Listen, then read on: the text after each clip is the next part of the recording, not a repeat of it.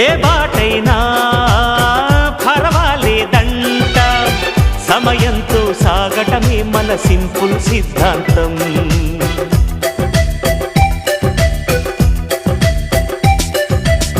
చిరుగాలికి పరిమళమిచ్చే సిరిమల్లెల వనమై ఉందాం, గగనాన్ని నేలను కలిపే హరివిల్లుల బంతెన అవుదాం.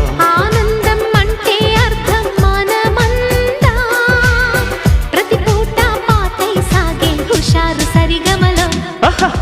ఎన్నో ఎన్నో రాగాలుండే సంగీతం కాదా, చల్లకి నవ్వుల కేరింత.